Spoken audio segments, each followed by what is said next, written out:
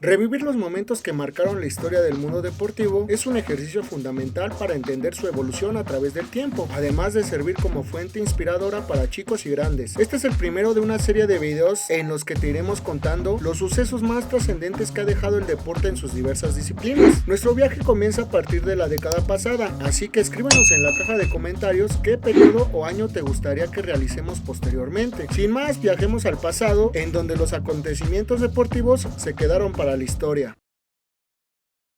Iniciamos este recorrido por los exigentes caminos del Rally Dakar, el cual, luego de 14 etapas, fue liderado en motocicleta por el francés Cyril Desprez, en cuatrimoto por el argentino Marcos Patronelli, en camión por el equipo del 7 veces ganador de Dakar, el ruso Vladimir Chagin, y en automóvil por los españoles Carlos Sainz y Lucas Cruz, quienes dejaron una escena para la historia con el famoso "Confía en ti, Lucas", un momento conmovedor que le dio la vuelta al mundo. ¿Por qué no confías en ti si lo has hecho bien, Lucas?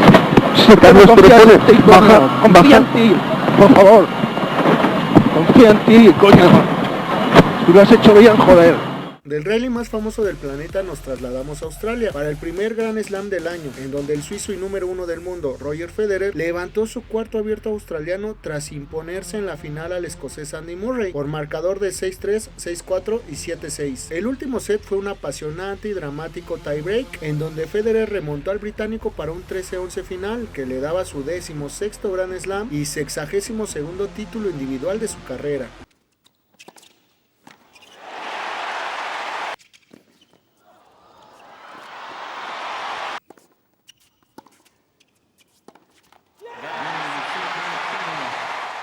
En la rama femenil estadounidense, Serena Williams defendió exitosamente su título al doblegar en la final a la tenista belga Justine Henin por 6-4, 3-6 y 6-2. Pasamos a la Copa Africana de Naciones, una que por séptima ocasión fue para las vitrinas del seleccionado egipcio, luego de vencer por la mínima diferencia a su similar de Ghana.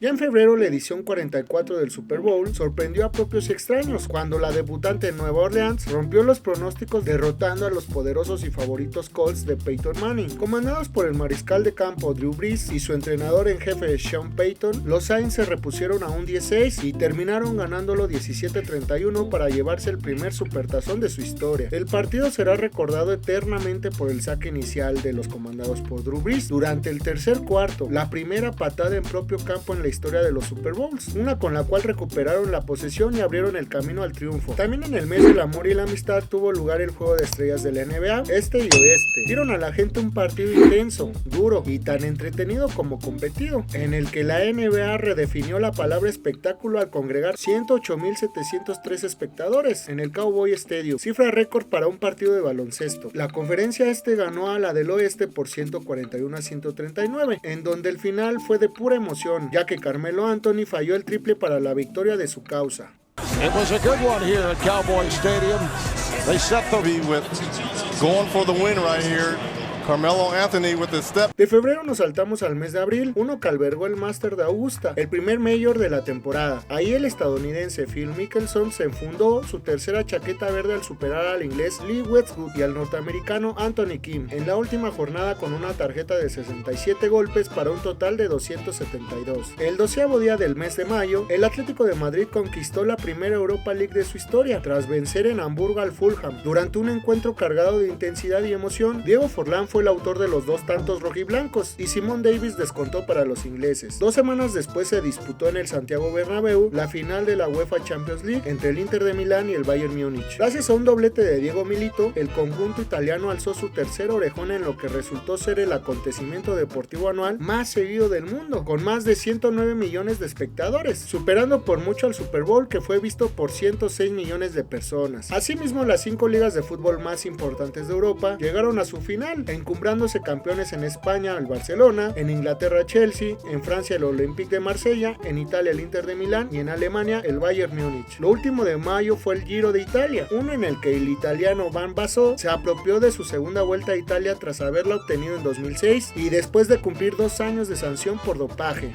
El ombligo del año sin duda alguna lo acaparó Rafael Nadal, quien se hizo con su quinto título de Roland Garros y el segundo sin ceder un solo set, al vencer en la final al sueco Robin Söderling por 6-4, 6-2 y 6-4. El español sumaba su séptimo Grand Slam, con lo que se convertía en el segundo tenista más joven en contar dicha cifra de grandes, solo por detrás de la superestrella setentera el sueco Björn Borg. En la rama femenil, la italiana Francesca Schiavone se adjudicó el título, en tanto que derrotó en 2 sets a la australiana Samantha Stosur. Igualmente, en Francia, las míticas 24 horas de Le Mans fueron para la escudería Audi, equipo que obtuvo su noveno triunfo en 12 participaciones. Hicieron la carrera más rápida de la historia hasta entonces e igualaron a Ferrari en la lista de honor de la clásica carrera de resistencia más prestigiosa del mundo. Ahora viajamos a Wimbledon para el tercer Grand Slam del año. Ya corría julio cuando Rafael Nadal, de 24 añitos, se proclamó campeón tras derrotar en la final a Thomas Berdych. El español ratificó su condición de número 1 del mundo, conquistando por segunda vez el mayor londinense, en lo que fue también su octavo Grand Slam, alcanzando a leyendas como Jimmy Connors, Andre Agassi e Ivan Lendl, con la excepción de que aún tenía mucho por delante y el Abierto de Estados Unidos era el único grande que le faltaba en sus vitrinas. Por las mujeres, Serena Williams se invistió campeona al vencer con rotundidad en la final a la rusa Vera Zvonareva en 2 sets por 6-3 y 6-2. Con la victoria, Serena sumaba su 13º trofeo de Grand Slam y se situaba como la sexta mejor tenista de todos los tiempos, superando a su compatriota Billie Jean King, que por cierto estaba en la grada. Julio hospedó el Campeonato Mundial de la FIFA en su versión masculina y la codiciada copa fue para la selección española. Los dirigidos por Vicente del Bosque levantaron su primer título del mundo, toda vez que sobre tierras sudafricanas superaron a los Países Bajos con un solitario gol de Andrés Iniesta, a falta de 4 minutos para los penales. Con este blasón, España se convirtió en la primera nación europea en campeonar fuera de aquel continente y el campeón mundial con menos goles, anotando solamente 8.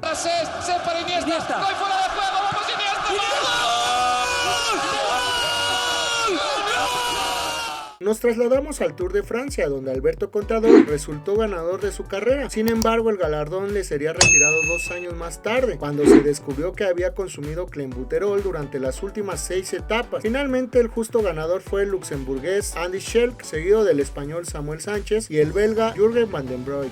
Arribó agosto y con él el tercer mayor del año. En lo que respecta al golf, el alemán Martin Keimer fue quien se enalteció como indiscutido ganador del campeonato de la PGA, en lo que fue el primer Grand Slam de su carrera. Brincamos al deporte de las patadas con la final de la Copa Libertadores de América. El Deportivo Guadalajara se medía al Internacional de Porto Alegre por la gloria del continente y al final de los 180 minutos el equipo brasileño superaba al mexicano por marcador global de 5-3. Así la escuadra dirigida por Celso Roth conseguía su segundo título de América, mientras que los tapatíos únicamente fueron recordados porque en aquella edición se clasificaron en automático a las rondas finales tras ser eliminados en 2009 a causa de la pandemia de la gripe H1N1. Durante los últimos días de agosto, el Inter de Milán y el Atlético de Madrid hicieron su debut en la Supercopa de Europa, una en donde los pupilos colchoneros de Quique Sánchez doblegaron a los de su paisano Rafa Benítez, con pizarra de 2-0. Los artífices fueron José Antonio Reyes al 62 y el Kun Agüero al 83.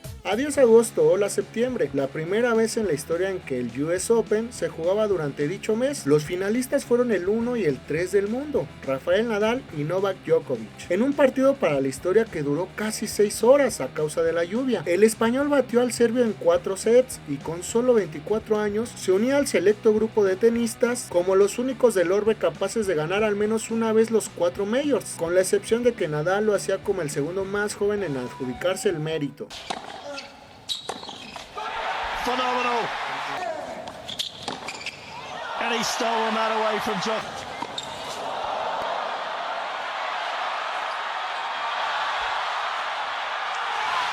Oh. The greatest. Durante el Mundial de Baloncesto disputado en Turquía, la selección de Estados Unidos se adjudicó la medalla de oro 16 años después de su última subida a lo más alto del podio, al vencer con autoridad en la final a los anfitriones por 64-81. La contienda siempre estuvo controlada por las luminarias estadounidenses, e incluso Kevin Durant aportó 20 puntos antes del descanso, dando una lección magistral de clase y puntería, con 5 de 9 triples. Al consumirse el reloj, Durant dejó su tarjeta con 28 puntos, 7 de 13 triples y y 5 rebotes, simplemente impresionante. El primer día de octubre, el mundo recibía la noticia de que el futbolista argentino de 23 años, Lionel Messi, era condecorado con la Bota de Oro que le acreditaba como mejor goleador en Europa durante la temporada 2009-2010. En este periodo marcó 34 dianas y el único que lo superó fue Luis Suárez del Ajax con 35. No obstante, el uruguayo quedó por detrás de Messi por el factor corrector que se realiza con base al prestigio de unas ligas respecto a otras. Bueno, antes que nada agradecer a toda esta gente que vino y se juntó hoy acá. Los premios son todos especiales, ¿no? Tenía la suerte de haber conseguido mucho, este no lo tenía. Es lo que siempre dije, ¿no? Esta es mi casa y ojalá me quede toda la vida acá. Pasamos al Mundial de Voleibol Masculino, acontecido en Roma. Ahí el combinado brasileño se proclamó campeón tras derrotar a Cuba e igualó a Italia en el palmarés con 3 títulos seguidos. Poco después de los hombres, pero ya en el mes de noviembre, las mujeres disputaron su Mundial de Voleibol y en este el combinado ruso se coronó monarca tras vencer a la selección brasileña. Ambos equipos llegaron invictos a la final, pero al igual que en el Mundial pasado, en 2006, Rusia impuso sus condiciones ante las sudamericanas 3 sets contra 2. Ahora vamos con el rey de los deportes, pues los Gigantes de San Francisco vencían en la Serie Mundial a los Rangers de Texas, haciéndose de su primer trofeo del comisionado en 56 años, ya que el anterior se remonta a 1954, cuando tenían su sede en Nueva York. Así San Francisco se sacó las espinas de 1962, 1989 y 2002, años en los que perdieron el Clásico de Otoño. En dirección hacia territorio del jardín izquierdo, Rentería, David Murphy rápidamente a lo profundo.